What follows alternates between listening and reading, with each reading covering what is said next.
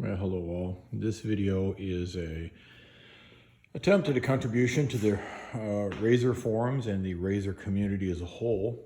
It's going to be talking about suspension tuning and some of the issues you run into, particularly do-it-yourself suspension modifications you can make. This happens to be a 18 Razor Turbo with a wrap, for those that are wondering why it looks different.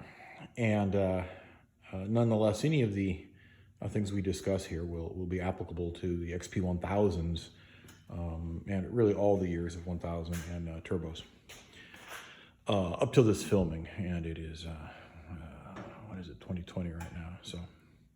So okay, when you work on these things, you want to start when you buy one of these. My suggestion too is to start with the Walker Evans version of the machine. You can see the Walker shock inside there.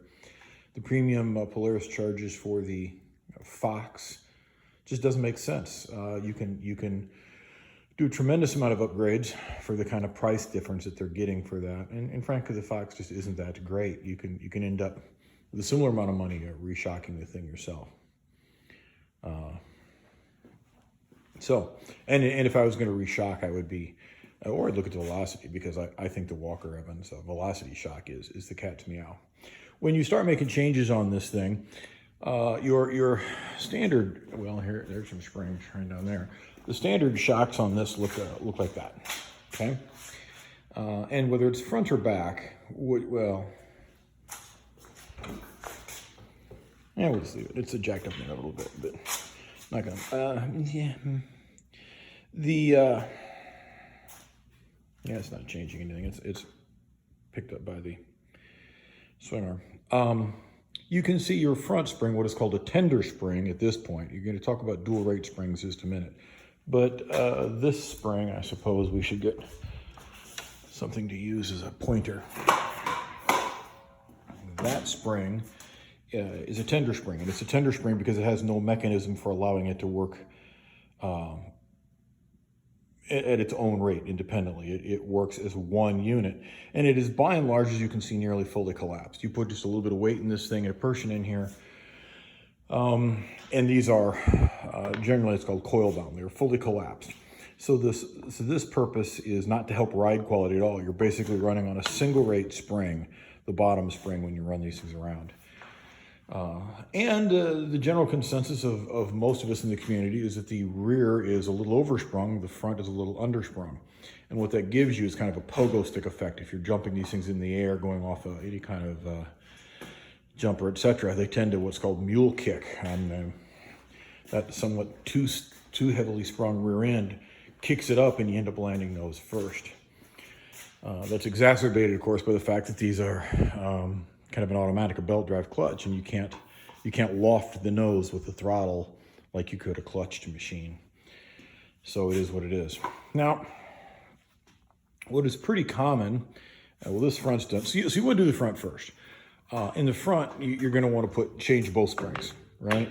And go to the Razor forums, look for, and I'll put a description, I'll put some links in the comments of this on YouTube. I have a very thorough discussion of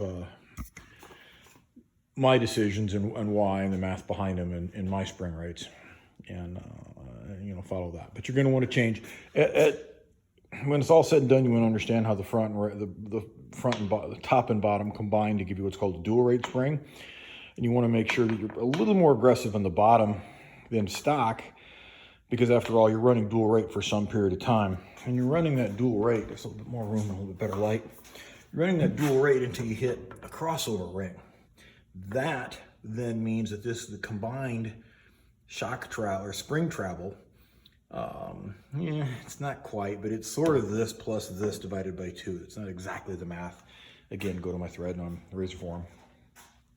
But when you run 2 springs, it's much softer for some degree of travel, and you determine how much travel based on your usage. We don't have time to get into all that, but that is a crossover thread then, okay? And a crossover ring, and you can again see that that's not, well, no such beast exists. This thing is just a coupler between 2 springs. It has no adjustment capability, just as this is a coupler right here between the 2 springs, and you're going to see a shim. That's a different conversation. So that was done on the front of this, and I took it out for a ride. I'd actually put some different A-arms in it because of a dearest interruptus moment. So I was paying particular attention to the front. How is it tracking? How is it towing? How did I feel about it? And I wasn't even thinking about the front and how the ride was, because I wanted to make sure I put the front together right. And what I noticed was, man, there was something wrong with the back of this thing. And as the hours passed, it suddenly dawned on me, no, there wasn't anything wrong with the back of it. The back was jarring and pounding and hammering me. And I'm like, what have I done wrong? How did I screw up the back? And then I came to realize, no, the front was simply so much more compliant, riding so much better, that I was getting this kind of Cadillac feel out of the front. It's certainly not Cadillac feel, but you get the idea. Much more compliant, much softer initial travel without any real negatives, because I'm running that crossover ring again right here. I'm running it down pretty small. I've only got a couple inches there. Again, the video doesn't have time to address all that. So I set about doing the back. In doing the back, by the way, these are Pack Racing springs in the front, top and bottom, with SDI's a polymer crossover ring. That polymer crossover ring stripped on this one, these threads right in here. I'm not so happy about that. I'm gonna have to, and it's assembled, as you can see, or largely assembled. I'm not taking this whole shock body apart, or the spring body apart, and taking it back off to get to that. So I'm gonna snap that out, and I'm gonna use, all right, actually, I think right in this box. I'm gonna use an aluminum two-piece crossover. The two-piece allows me to, I'll break the SDI putting it on there. Otherwise, I happen to be a fan of the SDI. I hope others don't have continued negative experience with SDI. I'd like to think that was just a one-off bad experience for me, because my fronts have been perfect. And particularly in back, where you don't have a lot of space here, these crossover rings start to grind on this coil a little bit. And it's not going to hurt anything, but it's very, very tight space. So, polymer is probably preferable there. We'll see. To save money, I reused my front main and built I want to say that's a 3/4 inch dual layer PVC. Again, go read the forum. That saves me about $200. And again, this is all about doing it yourself and saving a few bucks. While we're on the discussion, I choose to reuse my hardware. Now, you got to make your own safety decisions, and certainly anything I do is for my own personal use. I don't, charge for this. I don't, be prudent in what you do. For God's sakes, Loctite everything. I use blue Loctite on simply everything, and I've been doing it that way for 35, 40 years, I suppose, of screwing around with off-road stuff, and Loctite has never done me wrong. So, as you can see, I'm in the midst of, in fact, this one's ready to go. I just got to replace this and I'll be done. And then this rear will be done. And obviously the other side is now next up. Now, and again, this thread doesn't have, this video doesn't have time to talk about how you set preload up top and some of those things. But I think that's well documented in some of the threads I have out there. Again, Razor forums. The next thing to think about, so let's talk about the order of what we do. You're going to do the front first. Then okay, I'm happy with that, and I'm going to go do the back. So that's your order of priority. And maybe you choose to do them both at the same time. That's up to you. The moment you do that, you're then going to say, okay, I've softened my ride up.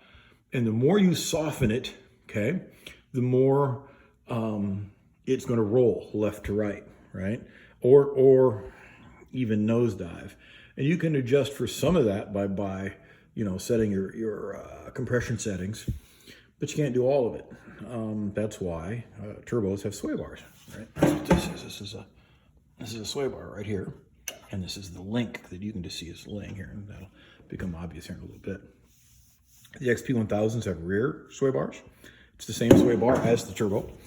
The turbos have an additional sway bar, the front anti-sway bar, and that's right down here, right? So that's the front anti-sway bar. The thing to understand about sway bars is that they limit articulation, right? So the ability, okay, The ability for this wheel, if you will, or this trailing arm to go up and down independently of this arm is called articulation, okay? And while there's no doubt that this is an independent suspension, the individual articulation is limited by your sway bar, right? Your sway bar, here's one that's firmly connected, is this arm goes up and down, it moves the sway bar. The sway bar is a solid link. It goes over to the other side and provides a resisting force to this one. That's why they're called anti-sway bars, because as the machine starts to roll over, that sway bar binds up or adds torsion or a resistive force and keeps the machine from rolling over. The very same experience then, if you're at rock crawling, keeps you from having adequate articulation. You can't get the wheels up and down independently. The front isn't too bad. The rear is notorious for having limited articulation. And so you're left with the choice of either buying sway bars that are adjustable, and you can adjust, and there's stuff out here in the razor forms. You can put, you can knock these off, you can power chisel those off, and you can put adjustable multiple points, if you will, of mount to your sway bar, or you can do something up top, or you can replace your sway bar.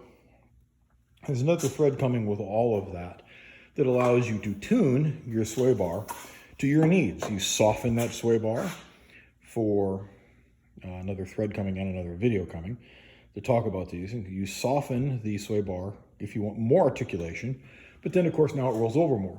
You stiffen the sway bar by, well, to get less roll, but less sway, but now of course you have more of an articulation problem. You have less viable articulation. So it's a trade-off, right? And perhaps you would like to have an adjustable one, or perhaps you'd simply like to unhook your sway bar altogether. Now, the problem with that, and you can see this one's loose on purpose because I've got other projects going, and you'll see those in a minute. From the factory, this is a factory sway bar link. This is bolted rigidly and in place, and it can't move. So if you put a quick disconnect in this, it's not going to do any good because you're going to quick disconnect it, and then the silly thing's just going to sit here. And it will resist. You won't be able to, push it up and out of the way. It's too firmly bolted. So you either have to loosen that up, which then creates a wear spot, or you have to replace this entire thing. So then the conversation becomes, okay, well, what can I do for my next modification that allows me to have a quick disconnect or a quick adjustability so that I can either run softer, run harder, or disconnect altogether, so that I can have articulation when I'm crawling through the rocks, or high off camber moments, maybe coming up out of a bank or down a bank or whatever it is in a creek. And then, be able to go back with a quick connect kind of coupling to give myself perhaps a nice stiff one for out running in a hare scramble or tight woods or out racing with your buds. Or loosen one up, and maybe you're out with friends or kids or wife, and you're looking for a softer ride, and you're running your crossover rings because they're easy to adjust on the trail. Maybe you're running your crossover rings farther up to get a lot of soft travel, and you don't care what the sway bar is, so you soften it up as well. So all kinds of adjustability options. But the second thing after, again, springs are first, okay? Then I encourage people to look at how do you get yourself an adjustable sway bar, and ideally one with a quick disconnect. And that's going to be the next video, how to do it yourself, an adjustable sway bar, and how to get quick disconnect. So there you go. More as we go.